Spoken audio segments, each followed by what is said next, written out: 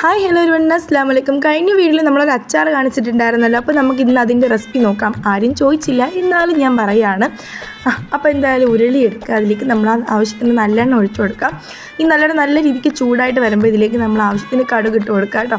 ഈ കടുക് പൊട്ടുന്ന സമയത്ത് നമ്മളിതിലേക്ക് ഇഞ്ചി വെളുത്തുള്ളി പേസ്റ്റും കറിവേപ്പിലയാണ് ചേർക്കുന്നത്. ഈ ഇഞ്ചി വെളുത്തുള്ളി പേസ്റ്റും വെച്ച് ഫ്രിഡ്ജിൽ വെച്ചിരുന്നുകൊണ്ടാണ് ഇത്തിരി കട്ടിയായിട്ട് ഇരിക്കുന്നത്. അപ്പോൾ എന്തായാലും നല്ല രീതിക്ക് ഇങ്ങനെ ഇളക്കി കൊടുക്കുക. ഇനിയിപ്പോൾ നമുക്കിതിലേക്ക് വേണ്ടത് കുറച്ച് ഉലുവാപ്പൊടിയാണ്. ഈ ഒരു ഉലുവാപ്പൊടിയും കൂടെ ചേർത്ത് കുറച്ച് ഉപ്പും കൂടെ ചേർത്തിട്ട് നല്ല രീതിക്ക് ഇളക്കുക. എന്നിട്ട് കായപ്പൊടിയും കൂടെ ചേർത്ത് ഇളക്കിയതിന് ശേഷം നമ്മുടെ കാശ്മീരി ചില്ലി പൗഡർ ചേർത്ത് കൊടുക്കുക. ഇത് ഇളക്കി വരുമ്പോൾ കുറച്ച് എണ്ണയും കൂടെ ചേർത്ത് ഇളക്കിയതിന് ശേഷം കുറച്ച് സുറുക്ക ചേർത്ത് കൊടുക്കുക. നമുക്കിത് ദൂരേക്ക് കൊടുത്തയക്കാനുള്ളതാണല്ലോ, അതുകൊണ്ടാണ്.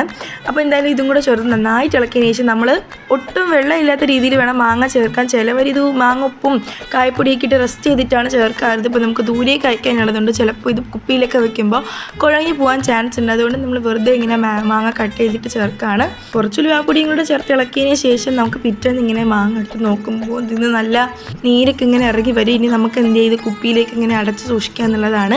അപ്പോൾ എന്തായാലും ഇന്നത്തെ വീഡിയോ ഇത്രയേ ഉള്ളൂ.